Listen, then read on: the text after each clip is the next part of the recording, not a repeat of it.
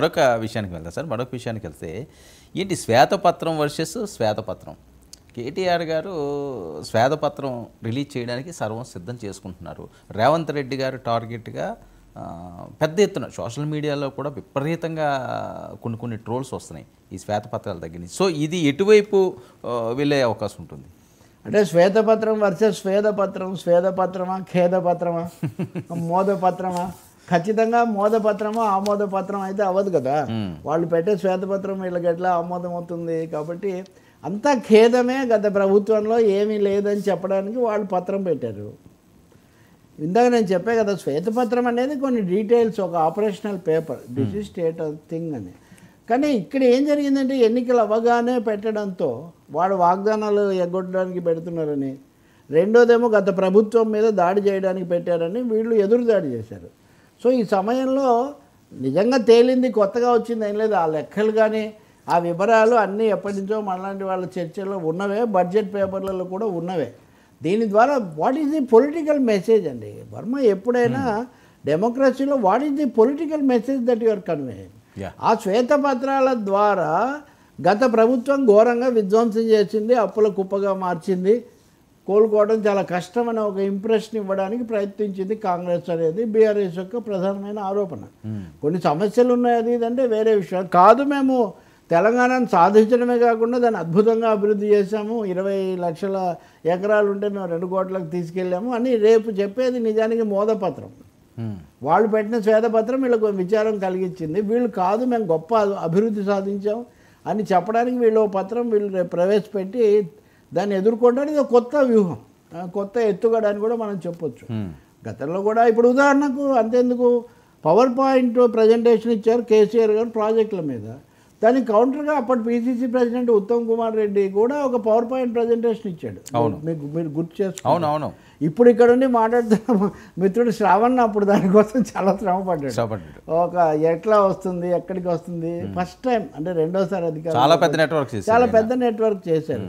కాబట్టి ఈ రోజుల్లో పార్టీల యొక్క వ్యూహాత్మక ప్రచార పద్ధతుల్లో పరస్పరం ఢీకొనడానికి ఇది ఒక ఎత్తుగడ ఒకటి. రెండవది సెంటిమెంట్ని తీసుకొచ్చే ప్రయత్నం బీఆర్ఎస్ బలంగా చేయబోతుంది. మేము తెలంగాణ సాధిస్తే మీరు తెలంగాణ దివాలా ఎత్తింది, తెలంగాణ ఏమీ లేదు అని మీరు పదే పదే చెప్తారా? మీరు మా ప్రభుత్వం మీద, మా పార్టీ మీద కాదు, తెలంగాణను అవమానిస్తున్నారు, తెలంగాణ సాధించిన అభివృద్ధిని అవమానిస్తున్నారు. ఇంకా చెప్పాలంటే తెలంగాణ వాళ్ళకి పాలన చేత కాదని వాళ్ళు అవమానిస్తే మేము పాలించి చూపిస్తే మళ్ళీ మీరు వచ్చి దివాలా ఎత్తిందని చెప్పడం ద్వారా మనం చేతగాని వాళ్ళం అని చెప్తున్నారు. ఇక్కడి దాకా తీసుకుపోతారు, అక్కడి దాకా తీసుకెళ్తున్నారు. దానికి అక్బరుద్దీన్ గారు కూడా నేను సైతం అంటున్నారు. అక్బరుద్దీన్ ఆయన కూడా ఇస్తా అంటున్నారు. ఆయన కూడా యాడ్ చేస్తున్నారు దీనికి, తెలంగాణ పరువు తీస్తున్నారు అంటే ఒకటి కదా. ఇప్పుడు బాగలేదు పరిస్థితి, ఇప్పుడు ఆయన మాట్లాడింది సరిగ్గా లేదు, అది తప్పు అని చెప్పడం వేరు. అసలు ఆయన కూర్చోబెట్టడమే తప్పు, అసలు ఆయనకి ఏమీ తెలీదు, ఆయన మాట్లాడిందంతా బూతు అని చెప్తే అప్పుడు మీ సెలక్షన్, అవును, ఓవరాల్ సిస్టమ్ను కూడా ప్రశ్నించినట్టు అవుతుంది. కాబట్టి విశ్లేషణ అనేది ఆర్థిక పరిస్థితి మీద, లెక్కల మీద ఇది తగ్గించి ఉండొచ్చు, ఇది పెంచి ఉండొచ్చు, దీని మీద అనవసరంగా పెట్టారని ఇలా చెప్పడం వేరు. ఓవరాల్గా ఇది కుప్పకూలింది అంటే వారు అంటున్నారు మేము ఎక్కడా తప్పుపడలేదు, దివాలా అని అనలేదు, దివాలా మాట లేదని. కానీ విధ్వంసం అనే మాట గవర్నర్ ప్రసంగంలో 1-2 సార్లు. అవును, వీళ్ళ వ్యాఖ్యల్లో విధ్వంసం అనేది దివాళా కంటే పెద్ద పదం కదా. విధ్వంసం అనేది ఏ ప్రభుత్వం వచ్చినా సరే నేను అంటుంది, ఎవరైనా కొన్ని తప్పులు చేయొచ్చు. ఇప్పుడు చంద్రబాబు నాయుడు కూడా అలాగే అనేవాళ్ళు. ఇది వరకు 2వ ప్రపంచ యుద్ధం తర్వాత అణుబాంబు పడినప్పుడు ఆంధ్రప్రదేశ్ ఎలా, జపాన్ ఎలా ఉందో ఆంధ్రప్రదేశ్ అలా ఉంది అనేవాళ్ళు. ఈ మధ్య కూడా అలాంటి మాటలు కొన్ని అంటున్నారు. సో ఎదుటి వాళ్ళ విధానాలు బాగాలేవు, కొన్ని తప్పులు చేశారు, అప్పులు చేశారని చెప్పడం వేరు. అంత సర్వనాశనం అయిపోయింది అని చెప్తే డెఫినెట్గా అది ఒక రాంగ్ సిగ్నల్ ఇస్తుంది కదా అని వీళ్ళు దాన్ని చెప్పబోతున్నారు. అందుకని ఈ శ్వేతపత్రమైనా స్వేదపత్రమైనా అంతిమంగా ఈ రాజకీయ పత్రాలేనని మనం గుర్తుపెట్టుకోవాల్సింది. వీటిని టెక్నికల్గా చూడడం వల్ల ఏమి ఉపయోగం లేదు. మెసేజ్ ఫైనల్గా అందుకనే కొంచెం ఈ 2 విషయాల్లో తొందరపడింది కాంగ్రెస్. పెట్టడం కరెక్టే కానీ జరగాల్సినంత ఎక్సర్సైజ్ జరగలేదు, తీయాల్సిన లెసన్స్ పిన్ పాయింట్ చేయాల్సినవి అది చేయలేదు. చివరికి ఏమైంది అంటే మేము ప్రాజెక్టుల మీద కమిషన్ వేస్తాము, ఎలక్ట్రిసిటీ మీద కమిషన్ వేస్తాం, ఆ కమిషన్ వేసి ఆ కమిషన్తో నివేదిక తెప్పించి ఇక్కడ పెట్టవచ్చు కదా. అయినా రవి గారు చాలా సమయం ఉంది ఇప్పుడు D1 అంత రచ్చ చేసుకోవాల్సిన అంతా అవసరం రెడీగా ఉంది అన్నట్టుగా పెట్టి అది వచ్చిన తర్వాత మళ్ళీ కమిషన్ వేసి తేల్చాలంటున్నారు. అప్పుడు అదే బిల్లు వీళ్ళు తెచ్చి ఉండాల్సింది. కాబట్టి కొంత తొందర, కొంచెం హడావుడి కొంత ఉంది, విశ్లేషణ అంతగా లేదు దీంట్లో. ఇప్పుడు విశ్లేషణాత్మక జవాబు కూడా చెప్పలేదు పూర్తిగా, మనం అది కూడా గుర్తుపెట్టుకోవాలి దీని మీద. అదే నెక్స్ట్ అసెంబ్లీలో ఎప్పుడో చెప్పాలి. నీటిపారుదల వాయిదా వేశారు ఫార్చునేట్లీ. వాయిదా వేస్తే ఏముంది, మేము న్యాయ విచారణ జరిపిస్తామని ప్రకటించేశారు కదా. కాబట్టి ఇప్పుడు జరిగింది ఏంటంటే, ఇప్పుడు ఆంధ్రప్రదేశ్లో పెద్ద ఇదేంటి, చంద్రబాబు నాయుడు మొన్న కూడా చెప్తున్నారు, అవును I think we have to cover, ఏమన్నారు, నేను అన్నీ బాగా చేశారు, నేను చేసిన దాన్నే తర్వాత రాజశేఖర రెడ్డి కూడా అదృష్టవశాత్తు కొనసాగించాడు, తర్వాత కేసీఆర్ కూడా కొనసాగించారు, ఇప్పుడు రేవంత్ రెడ్డి కూడా కొనసాగించారు అనగానే రేవంత్ను ఎలా పొగిడాడో చూడండి అని మన వాళ్ళు సోషల్ నిజానికి ఆయన మాట వరుసగా ఆయన అలా అన్నారు. ఓకే, రేవంత్ వచ్చినందుకు ఆయన సంతోషంగా ఉండొచ్చు. కానీ చంద్రబాబు ఏమంటున్నారు, నేను చేసింది కేసీఆర్ కొనసాగించారు, కేసీఆర్ చేసింది రేవంత్ కూడా కొనసాగిస్తున్నారు, అందుకే ముందుకు పోతుంది అని అంటున్నారు. కానీ ఇక్కడ బ్రేక్ ఇచ్చేసి ఇప్పటి వరకు విధ్వంసం అంటే అదేమవుతుంది, ఇప్పుడు ఏపీలో అలా జరుగుతుంది అంటారు. మీరు మళ్ళీ ఏపీ రెఫరెన్స్ తీసుకుంటే జగన్ను తిట్టడానికి లేదా విమర్శించడానికి ఎక్కువగా చేసిన ఇదేంటి, అక్కడ కేసీఆర్ చూడండి గత విధానాలు చక్కగా కొనసాగిస్తున్నారు, ఆ విధానాలు అందుకే తెలంగాణ అంత బాగా అభివృద్ధి చెందుతుంది, ఏపీ వెనకబడిపోయింది అంటే అప్పుడు కూడా తెలంగాణ అభివృద్ధి చెందుతుందని వీళ్ళు అనేవాళ్ళు. ఇక్కడ అప్పులు చేయలేదని, ఎలక్ట్రిసిటీలో సమస్యలు లేవని నేను చెప్పట్లేదు, తీవ్ర సమస్యలే ఉన్నాయి, కొన్ని ఫలితాలు కూడా ఉన్నాయి, కొన్ని అసెట్స్ కూడా ఉన్నాయి. సో ఒక బ్యాలెన్స్డ్ అప్రోచ్ ఒకటి తీసుకోవటము, ఒక ప్రాక్టికల్గా మన వే ఫార్వర్డ్ ఏంటి, ఈ సమస్యలు, ఈ భారం పెరిగింది, దీన్ని ఎలా బయటపడాలి, అప్పు ఎలా బయటపడాలి, కేంద్రం పాత్ర ఇక్కడ కూడా మిస్సింగ్. కాంగ్రెస్కు బద్ధశత్రువు బీజేపీ, కేంద్రం సరిగ్గా చేయకపోవడం కూడా ఈ కారణానికి, ఈ పరిస్థితికి కారణం అనే ఒక మాట కూడా అందులో లేదు వాస్తవానికి. ఇంకా ఒకటి చెప్పాలంటే, మీటర్లు పెడితే 30,000 కోట్లు వచ్చేవి, మేము మీటర్లు పెట్టలేదు అని కేసీఆర్ చాలాసార్లు చెప్పారు. నిన్న ఉత్తమ్ కుమార్ రెడ్డి ఏమంటారు లేచి, మీటర్లు పెడితే అదేది డబ్బులు కట్టాలి అనే మాట చాలా తప్పు అంటారు. అది కాంగ్రెస్ విధానానికే వ్యతిరేకం. ఎందుకని మీటర్ పెట్టి ఈరోజు మీరు ఉచితంగా ఇచ్చే విద్యుత్తు కొలత వేయమంటారు, ఈరోజు వేసిన కొలతకు రేపు డబ్బు వసూలు చేయమంటారు.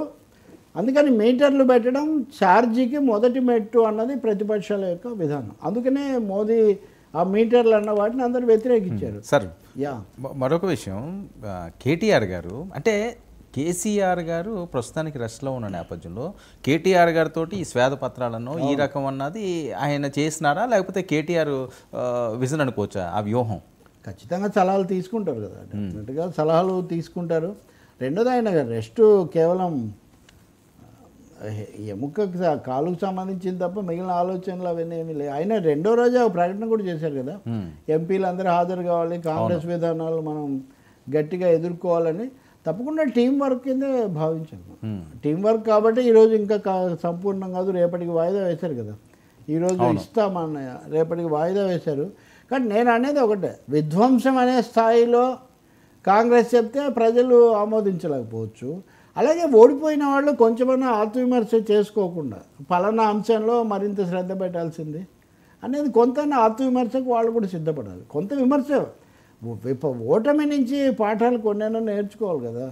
సో ఇంకా ఇద్దరు రైట్ అయితే అప్పుడు మళ్ళీ మనకు ఏది ఇంకా సమస్య ఎక్కడ వస్తుంది అన్నట్టుగా ఉంటుంది. Sir balanced approach is here. అంటే చాలామంది కేసీఆర్ గారు సభలో లేకపోతే ఎలాగా కొద్దిగా ఇబ్బంది ఏమో, రేవంత్ కొద్దిగా దూకుడు మనిషి కదా అని. కానీ కేటీఆర్ రేవంత్కి ఇస్తున్న కౌంటర్లు సోషల్ మీడియాలో విపరీతంగా వైరల్ అవుతున్న నేపథ్యం ఎలా చూడాలి సార్ కేటీఆర్? అంటే డెఫినెట్గా కేటీఆర్ అది వరకు నుంచి వర్కింగ్ చీఫ్ మినిస్టర్ అంటాను కదా నేను. సో ఆయన అప్పటికే దాదాపు చాలాసార్లు ప్రభుత్వం ఉన్నప్పుడు కూడా ప్రభుత్వం తరఫున సమాధానాలు చాలాసార్లు కేటీఆర్ ఇచ్చిన సందర్భాలు కూడా ఉన్నాయి. వీళ్ళేమో కొంతమంది పాత కాపులు, ఆయన తెలంగాణ అవకాశం పట్టిస్తాడు, ఆయనకు గ్రిప్ ఉంది, ఆయనకు సబ్జెక్ట్ మీద చాలా గ్రిప్ ఉంది, వాగ్దాట్ ఉంది, చెప్పగలిగిన లక్షణం, పంచులు అవన్నీ వేసేది ఉంది. ట్విట్టర్ రాజీతో, ఇప్పుడు ట్విట్టర్ నెక్స్ట్ అంటున్నాం అనుకోండి, నెటిజన్స్ మైండ్ సెట్ ఇవన్నీ కూడా ఉన్నటువంటి అవగాహన ఉంది, టీం ఉంది అన్నింటినీ మించి. కాబట్టి రేవంత్ కూడా ఏం తక్కువ కాదు. రేవంత్ కూడా అప్డేట్ అవ్వడంలోనూ ఎప్పటికప్పుడు తెలుసుకోవడం, ముఖ్యంగా ప్రత్యర్థిని ఎలా దెబ్బతీయాలి అనేది ఒకటి. కొంతమంది ఏంటంటే తమ పాండిత్యం చూపడానికి ప్రాధాన్యత, కొంతమంది తమ మీద వచ్చిన దాన్ని ఎదుర్కోవడానికి, కొంతమంది ఎదుటోళ్ళని ఇరుకులో పెట్టడానికి. అంటే స్టైల్లో ఒక్కొక్క టేక్ ఆఫ్ ఒక్కొక్క చోట ఉంటుంది. రేవంత్ టేక్ ఆఫ్ ఎక్కువగా రైవల్స్ను డిఫెన్స్లో పెట్టడం మీద ఎక్కువ ఉంటుంది. బట్ కేటీఆర్ది రెండు రకాల, తమ మీద వచ్చేది ఎదుర్కోవడం, ఎదుటాన్ని కొంచెం ఇరకడంలో పెట్టడం అన్నది ఆయన చేస్తారు. They can do it. Revanth కానీ హరీష్ రావు కూడా తోడున్నాడు, ఇంకా ఇతరులు కూడా ఉన్నారు. కాబట్టి అనుకోకుండా ఈ గ్యాప్ వచ్చింది, గ్యాప్ ఇవ్వలేదు వచ్చిందని అల్లు అర్జున్ అన్నట్టుగా ఇక్కడ గ్యాప్ వచ్చింది. ఆ గ్యాప్ను వాళ్ళు సద్వినియోగం చేసుకుంటున్నారు. దానివల్ల మొత్తం యూత్ఫుల్ అసెంబ్లీ లాగా ఐ థింక్ అక్కడ 60-70 దాటిన వాళ్ళు చాలా తక్కువ మందే ఉన్నట్టున్నారు. సో యూత్ఫుల్ స్టేట్కు youthful assembly, youthful chief minister లాగా ఇప్పుడు ఏదైనా గట్టిగా ఉంది, ఫైట్ గట్టిగా ఉంది, రసవత్తరంగా ఉంది. దీంట్లో నుంచి మనకు ప్రజలకు ఉపయోగపడే అంశాలు తేల్చాలని ఆ లైన్లో వెళ్ళాలి. ఎవరన్నా గెలవచ్చు, ఓడిపోవచ్చు, డెమోక్రసీలో దట్ ఈజ్ పాసిబుల్. కానీ ఈ శ్వేతపత్రాలు లాంటి ఎక్సర్సైజ్ చేసినప్పుడు ఎసెన్స్ ఏంటి, లెసన్ ఏంటి అనేది కూడా తీయాల్సిన అవసరం ఉంది. హడావుడి కంటే కూడా ఇక్కడ ఇంకొంచెం కసరత్తు, ఎక్సర్సైజ్ ఎక్కువ చేయడం చాలా మంచిది. చూద్దాం సార్, మరి ముందు ముందు సభలు ఇంకా రేపు శ్వేతపత్రం అయిన తర్వాత మనం చూడొచ్చు అప్పుడు ఏమేమి చెప్తారు. కొంత నేను అంటే ఇంకా ఒకరోజు టైం ఉంది కాబట్టి ఎలిమెంట్ ఆఫ్ క్రిటిసిజం అంటే అది తెలివైన వాళ్ళ లక్షణం. నన్ను నేనే తిట్టుకున్నా అనుకోండి, మీరు తిట్టే అవకాశం అవును మీకు రాదు. కాబట్టి right, thank you so much Telakapalli Rao గారు. ఇది ఫ్రాంక్లీ విత్ తెలకపల్లి. మరొక ఎపిసోడ్లో మరొక ఇష్యూస్ మీద డిస్కస్ చేద్దాం. Stay to 9.